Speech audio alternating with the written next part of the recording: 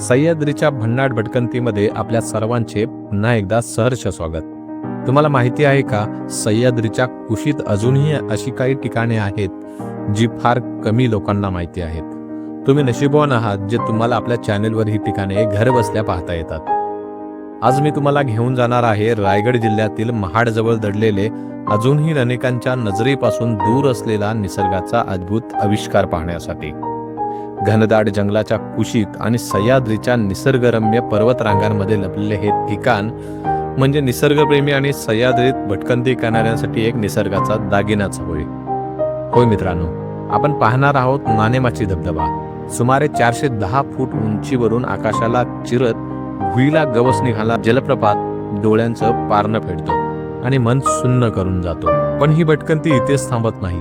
या प्रवासात आपण पाहणार आहोत इतिहासाची साक्ष देणारे शिवकालीन बारव आणि एका अरुंद दरीतून 7 टप्प्यांमध्ये कोसळणारा सातसडा धबधबा, जो पाहताच अंगावर रोमांच उभे करतो।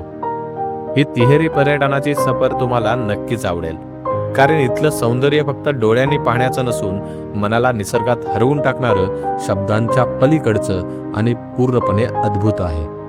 तर मग तयार व्हा साहसासाठी, निसर्गातील चमत्कार पाहण्यासाठी आणि ड्रोनच्या भन्नाट एरियल शोसाठी। व्हिडिओ शेवटपर्यंत नक्की पहा।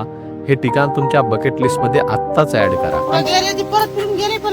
गेले पण अर्धे असतील। ओके, गर्दी भरपूर असते शनिवार रविवारी फुल असते ना।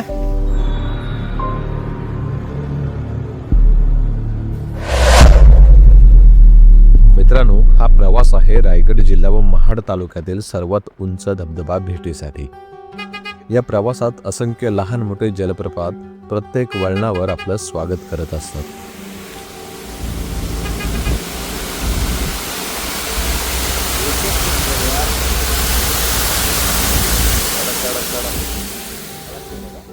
आपल्याला डोंगर दिसतोय ना, या डोंगराच्या एक्झॅक्ट राऊंड मारून पाठीमागून आपल्याला नाणेमाची वॉटरफॉल कडे जायचं। महाडापासून 28 किलोमीटर प्रवास करून आपण पोहोचतो नाणेमाची गावात। तर आता आपण नाणेमाची बेस विलेजला आलो आणि इथून आपण ट्रेक सुरू करतो। आणि या गावाचं नाव आपण विचारूया इथे बाबांना। बाबा, या गावाचं नाव काय? या नाणेमाची गावाचंच नाव आहे का? गावाचं नाव Nanemachi. Okay okay Nanemachi. Okay, आणि हा कडा कोणता आहे? याचं काय वैशिष्ट्य? गडप गाढवकडा। गाढवकडा का असं नाव? असं नाव ते शिवाजी काळामध्ये इतिहासामध्ये जे आले ते आले, कारण हा जो इतिहास आहे हा सह्याद्रीची रांग आहे संपूर्ण। हा बरोबर, सह्याद्री महाराजांच्या काळामधलेच नाव असं म्हणतात तुम्ही। इकडे आला रायगड त्या साईडला, बरोबर साईड ह्या लागूनच रायगड आला, ह्याला लागूनच बरोबर। आणि इकडे खाली आला समर्थांची घल आहे। ओके, स्वामी समर्थांचे घर आहे। स्वामी समर्थांची।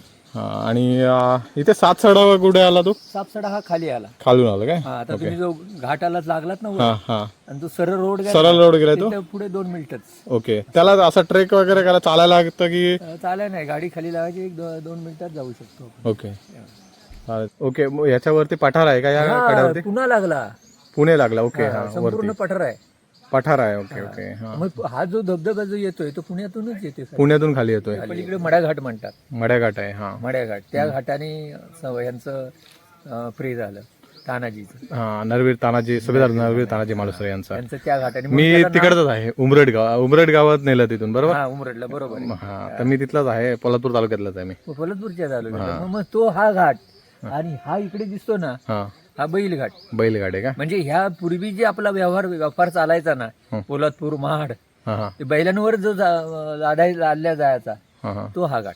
ओके, व्यापारी मार्ग जो का व्हायचा तो याच मार्गाने। कोकण म्हटलं की भात शेती। या प्रवासात ठिकठिकाणी स्थानिक ग्रामस्थांची शेतीची लगबग सुरू होती। नांगरणी, भात लावणे, चिखलात रुतलेली पावलं आणि कष्टातही समाधान शोधणारी माणसं। हा केवळ प्रवास नव्हता, तर कोकणच्या जीवनशैलीचा एक प्रत्यक्ष अनुभव होता।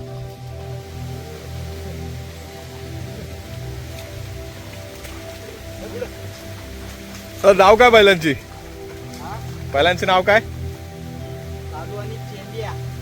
कालू आणि चेंद्या। भारीच। किती राहिलेत भात लावायचे? लास्ट आहे? आतापर्यंत किती लोक गेले असतील पुढे? पुढे गेले ती परत फिरून गेले पण अर्धी गेले पण अर्धे असतील. ओके. गर्दी भरपूर असते शनिवार रविवारी फुल रविवारी फुल असते ना. मला वाटतं म्हणजे मागच्या वेळेला जुलै महिन्यामध्ये बंद केला होता वाटतं ना वॉटरफॉल. कशामुळे गेला होता तो? ओके. काय दुर्घटना घडली होती का इकडे? नाही ना. ओके. मग ओके चालू आहे ना. पाऊस होता मोठा. पाऊस मोठा होता. मग त्या पाऊस वाढला ना मग पाऊस तिथं मोठा होतो. धबधबा खाली पडतो ना मग. बरोबर. मग आता त्या धबधब्या खाली जाता येईल आपल्याला? जाता येईल ना. आता उघडला पाऊस तर जाता येईल. ओके. आणि मग पाणी मोठं असलं की ते गावकरीच बंद करतात की कोण प्रशासनाचे? ओके. सरपंच आहेत ते इथलं देखभाल करतात, इथं चेक करतात की बाबा पावसाच्यामुळे कुठली दुर्घटना घडू नये म्हणून येऊन इथं पर्यटन बंद करतात थोडा वेळ. ठीक आहे चालेल. नाही बरोबर. पाऊस इथं कडे आहेत भरपूर. म्हणजे आपल्या रायगडमध्ये म्हणा, महाड, पोलादपूर या ठिकाणी पर्यटन स्थळे बरीच आहेत. अजूनही काही प्रसिद्धीच्या ओघातून गेली नाही आहेत. प्रसिद्धी मिळाली नाही तेवढी, परंतु जे काय प्रसिद्धी मिळाली आहे ज्या ज्या ठिकाणांना, जसं का नाणेमाची असेल, तर ही ठिकाणं खरं तर प्रसिद्धीमुळे अनेक लोक येत असतात इथे. आणि त्याची तशी इथे जे सरपंच आहेत, इथले गावकरी आहेत, ते इथला वातावरणाचा अंदाज घेऊन त्याच्यावरती ॲक्शन पण घेत असतात. म्हणजे जास्त पाऊस झाला तर बंद करणे, हा वॉटरफॉल इथे जाण्यास मनाई करणे, हे सर्व इकडे निर्बंध लागू असतात. गवताच्या पाती आपल्या ह्या हळुवारपणे डुळत आहेत आणि एकदम नयनरम्य दृश्य आपल्याला पाहायला भेटतंय. उन्हाचा जो आहे, ऊन जे आहे, सूर्यकिरण पडत आहेत आणि त्याच्यामुळे काय होतं आहे, हिरवगार जे रान आहे ते अगदी चमकत आहे उन्हामुळे. पुढील संपूर्ण वाटचाल होती घनदाट जंगलातून, जिथे मोबाईल नेटवर्क नाही पण निसर्गाशी थेट कनेक्शन आहे. निसर्गात आलात आणि इथे आल्यानंतर तुम्ही स्पीकर वगैरे लावलात, गाणी वगैरे लावलात, तर निसर्गाचा खरा आनंद घेता येईल का? तर नाही. तर शांतता ठेवा आणि इथला निसर्गाचा जो आजूबाजूचा जो आवाज आहे, पक्ष्यांचा असेल, हवेचा असेल, पाय पाचोळ्याचा असेल, तो फील करा. बघा एकदा.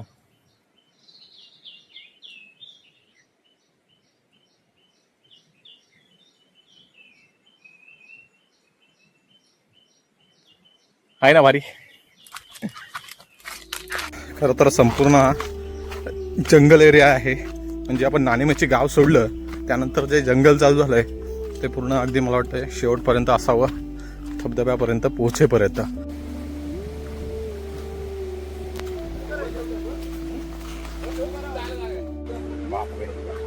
काय भयंकर जबरदस्त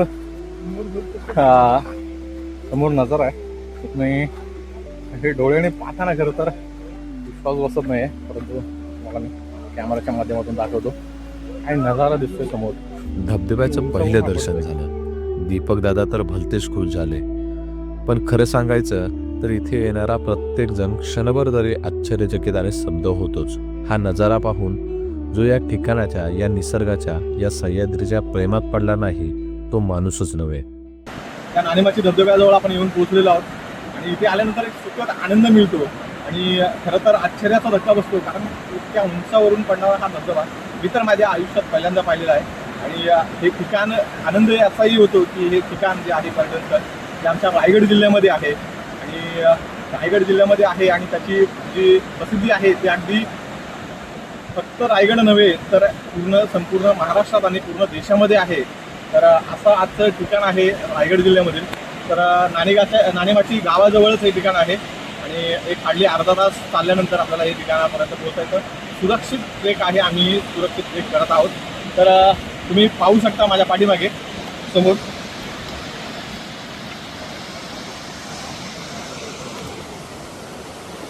तर हा नजारा आहे या नाणेमाची धबधब्याचा.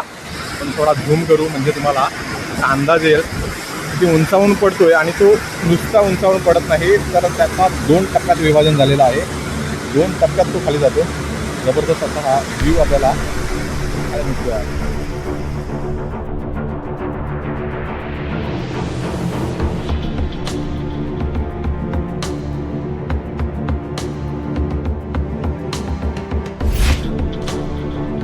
खरी गंमत मात्र पुढे आहे. बहुतेक लोक समोर दिसणारा नाणेमाची धबधबा पाहतात, भिजतात, फोटो काढतात आणि निघून जातात. पण आम्हाला कुतूहल होतं, हा धबधबा जिथून कोसळतो त्या वरच्या परिसरात नक्की काय दडलंय. आणि हे रहस्य उघड झालं आमच्या ड्रोन भाऊमुळे. वरून दिसलेला नजारा तर अक्षरशः थक्क करणारा होता. इतकाच सुंदर तितकाच भव्य असा धबधब्याचा वरील परिसर. हे आमच्यासाठी नवीनच होतं, कदाचित तुमच्यासाठी सुद्धा.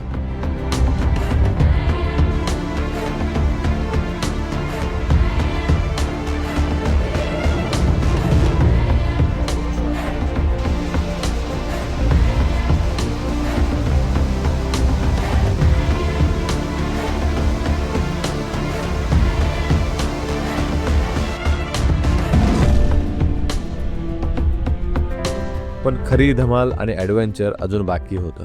कारण आता आम्ही निघालो होतो कोसळणाऱ्या धबधब्याच्या खाली चिंब भिजण्यासाठी, ते जलप्रपात अंगावर झेलण्यासाठी. जसजसे पुढे जात होतो तसतसं हृदयाची धडधड वाढत होती.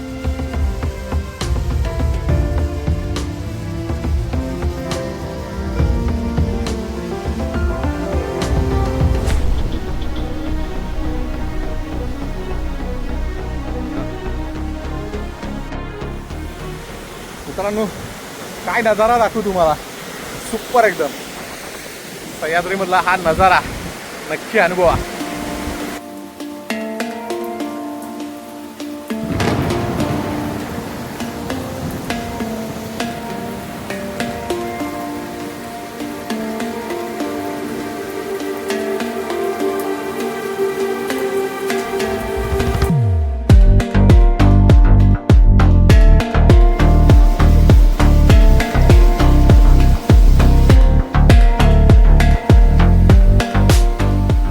जे पांढरे शुभ्र तुषार दिसत आहेत याच्यावरून तुम्ही अंदाज बांधू शकता की या धबधब्याचा फ्लो किती आहे, त्याचा आघात किती होत आहे, किती उंचावरून तो कोसळत आहे.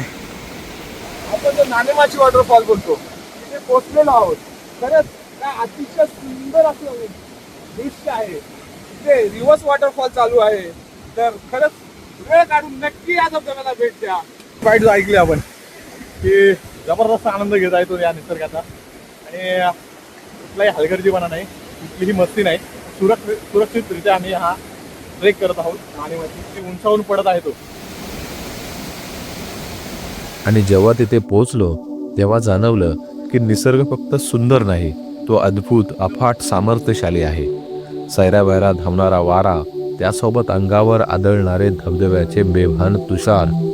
क्षणभर असं वाटलं की निसर्ग स्वतःच आपल्या सामर्थ्याचा साक्षात्कार घडवत आहे आणि आपण त्या सामर्थ्यापुढे किती लहान, किती दुबळे आहोत हे प्रकर्षाने जाणवतं.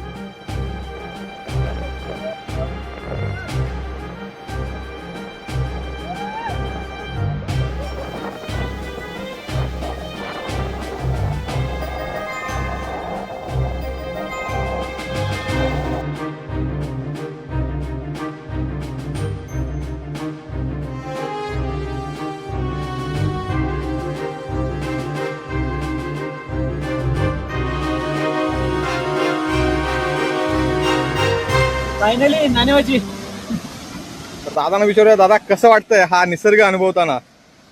काय याच्याबद्दल शब्द उरलेले नाहीत व्यक्त करण्यासाठी. डोळ्याचं पारणं फेडणारा हा सीन आहे.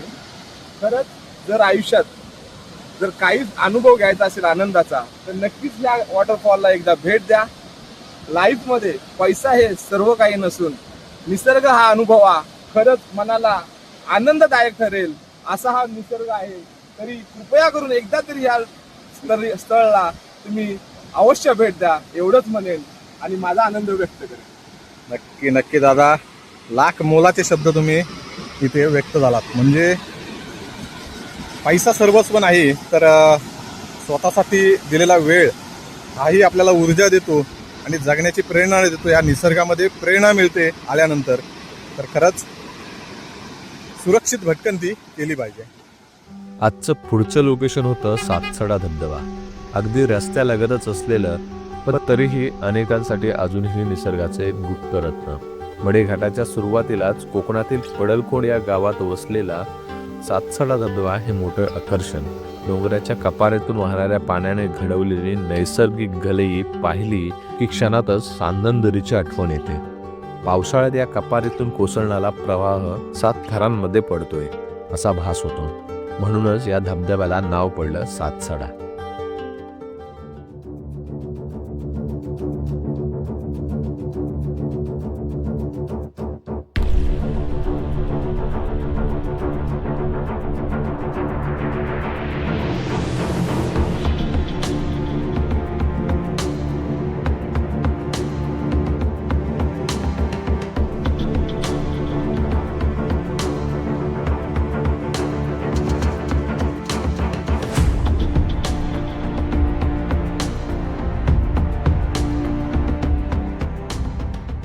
याच ट्रेक मार्गावर पडळकोंडवाडीच्या हद्दीत शिवलिंगाच्या आकारातील ऐतिहासिक बारव हे एक अनोखं आकर्षण आहे.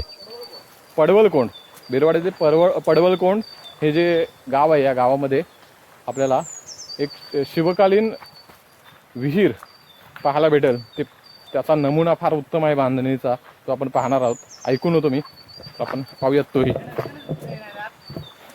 तुमच्या दादांची सासरवाडी खरं तर, पण त्यांना इथली तिन्ही ठिकाणपैकी एकही ठिकाण भेटलं नाही.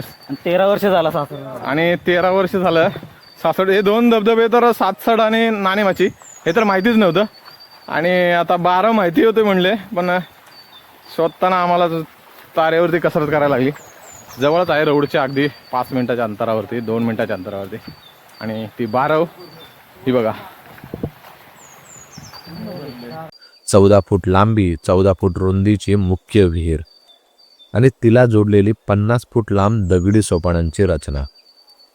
आत उतरतानाच काळ्या पाषाणातील चिरेबंद बांधकाम नजरेत भरतं. मराठीकालीन स्थापत्य कलेचा एक उत्कृष्ट नमुना आहे. घाटातून ये जा करणाऱ्या वाटसरूंची तहान भागवण्यासाठी ही बारव बांधली गेली असावी.